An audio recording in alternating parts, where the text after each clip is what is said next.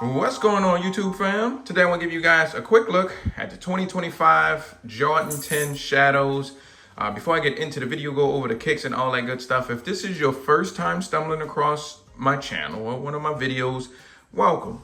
Thanks for dropping by. Thanks for kicking it with me. But listen, while you are here, do me a huge favor. Hit the subscribe button, click that notification bell. That way when I upload new material, post new content, you get a little notification. Head to the channel, see what I uploaded. If you're on social media, Instagram, Twitter, X, whatever you want to call it these days, TikTok, any of the social media platforms, honestly, you enjoy photos of sneakers, maybe some outfit inspiration with kicks, anything related to sneakers, honestly, give me a follow. You can find me. I am at IamTMCII on all platforms. And lastly, while you're watching the video or afterwards and you enjoyed it, hit the like button. Really goes a long way. Tiny, small little indicator to me. Let me know that you enjoy the content, and it just motivate me to keep wanting to record videos to share my pickups with you guys. So now that the intro is all out of the way for my first timers, let's dive into the review. So like I mentioned, these are the 2025 Shadow 10s. I think this is the fourth time we had this colorway. You had the original back in 94. You had the 08 pair with the 23 right here from the Countdown pack. They came out in 2018. And then now we have them again in 2025. Video purpose wise, what I'm gonna do, I'll go over like the materials used on the shoe, touch on quality control for a tad. I'll show you guys the box, the label, and all that good stuff. Then we're gonna toss them off feet, go over sizing and comfort and all that jazz. And pretty much anything you need to know about the shoe. So just stick with me through the whole video, or just skim through and fast forward to what you care about most.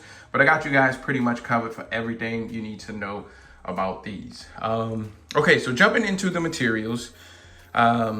Feeling the top, like you have mixtures of suede and leathers used on the shoe.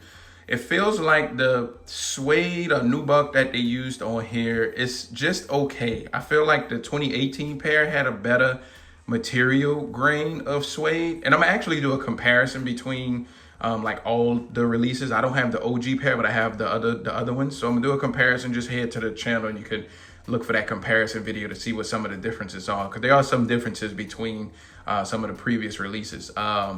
But jumping back to the materials, it feels like the suede that they used on here, it doesn't feel as buttery as the 2018s did. I'm not sure if these are going to be mass produced or what, but it just feels like it's a okay type material to the feel. And then coming to the mid part right here, right above the midsole, have an okay grain of leather. You can see when I push my finger on it, you see some of the wrinkle and some of the skin. So it doesn't feel as synthetic and cheap like sometimes we'll get some stuff like that. So it feels like an okay grain of leather that they used on here. And then up here to this kind of like the speed lace system that they use on the 10s, you have this leather right here also, and it has that tumbled kind of okay feel to it. Doesn't feel like a high grain of leather, but it doesn't feel like super cheap plastic and synthetic either. Same thing for around the ankle collar area. Coming up to the toe, give you guys a look like this way. You have that mesh behind the tongue, and like I mentioned, you have like the speed lace system where you could just grab up here, pull them, and it'll tighten the whole shoe up. Coming up here to the tongue, you have the Air Jordan 23 written right here, kind of embossed or debossed into the tongue of the shoe. Scrollless around in the insole, got the red insole with the black Nike Air. Behind the tongue, you have a size tag. The last couple releases had like a 23 patch right here. It didn't have the size tag right here. So that's something that they did different too. Same thing for the other insole on here. Coming around to the back, you have the Jumpman. So this is something that's been different on all of them. And I'll talk about that when I do the comparison video. But the Jumpman, they both face each other on this one. Last release, they were both facing left, and then before that, they were both facing right. So you got a little bit mixtures of the way the Jumpman face on these 10s. You have a little pull tab on the back right here to help pull and put the shoes off and on pretty easily. I think for materials, that might be most of it. You have like a nice foam type feeling material right here for the midsole for where your foot rests inside the shoe. Coming to the bottom, the coolest thing about the 10s and one of the coolest outsoles on any Jordans to me, all of his accomplishments and achievements since he first came into the league back in '85 from Rookie of the Year. from 194 when he retired for the first time. So thought this was always pretty cool to have like some of his accolades and achievements at the bottom of the shoe to kind of highlight MJ. Same thing too, the Jumpman. Not sure if the Jumpman's, face certain ways or what, but putting them at the bottom, you have the Jumpman going both in the same direction. So that's it for the materials. I think I covered most of it. It's not much to it really. Just a mixture of a decent grain of like a Nubuck, Durabuck, suede. Doesn't, like I said, it doesn't feel like the best, but that's what you have. That and a mixture of leathers. Quality control. The quality control is kind of crappy on here a little bit. Just because there's a lot of glue stains. Like you can see the glue marks right around here. You can see a lot of glue right here, glue marks here, a couple little glue, little scuffs, wrinkles. I'm not sure if, like I said, it's because these may be a mass-produced pair, and sometimes you get that, but quality control isn't always the best when it comes to Jordan Brand and Nike, so I'm just not sure. Even like the stitching right here look like a little bit of thread might be missing out of the ball on here. I don't know, the quality control just isn't the best. Like you have a ton of glue visible right here, all in the back, looks a little bit sloppy. I don't know, the quality control just isn't the best. A little stain up here. Sometimes it's hit and miss when it comes to quality control. Even like this, look like some of the leather right here might be peeling. I don't know, man. I think the quality control is kind of crappy on, at least on my pair. So hopefully it's not the case for everybody, but just looking at it, the QC could be better. It's just, I've seen better. But once these are on feet, you might not be able to tell, but just looking at it with you guys, with the camera up close, there's some noticeable things that I wish just wasn't as obvious, like some glue marks here, stains here. So the quality control just isn't the best on here. So just is what it is.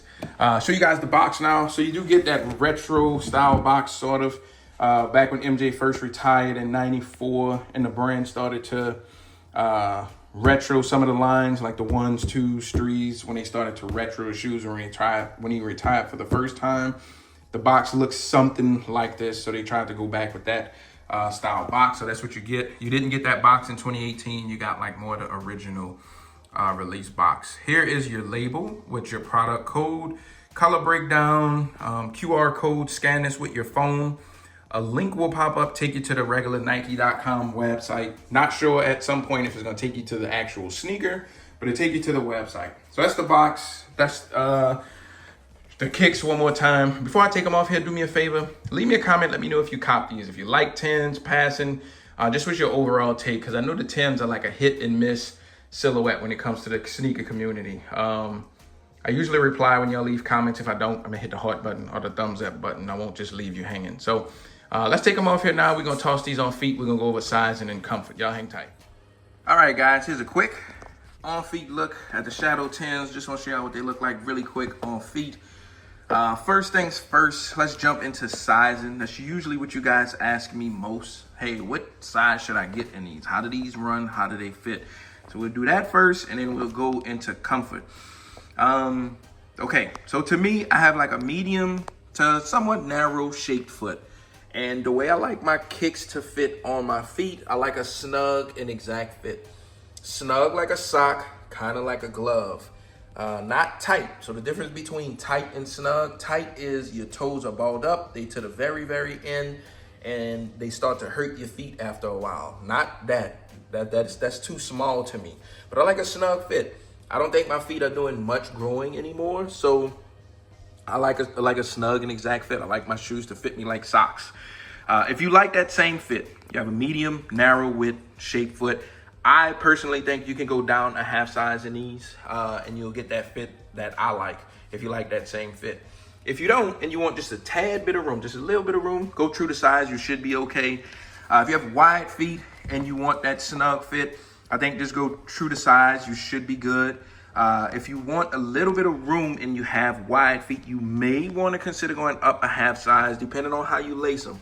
So I tie my shoes, if you're gonna tie them, it might be a little tight on the side if you have wide feet. So you may want to consider going up a half size. You may jeopardize the toe area and have a little bit room in the toe, but you might get the width area that you're looking for if you have wide feet. So just my take on sizing.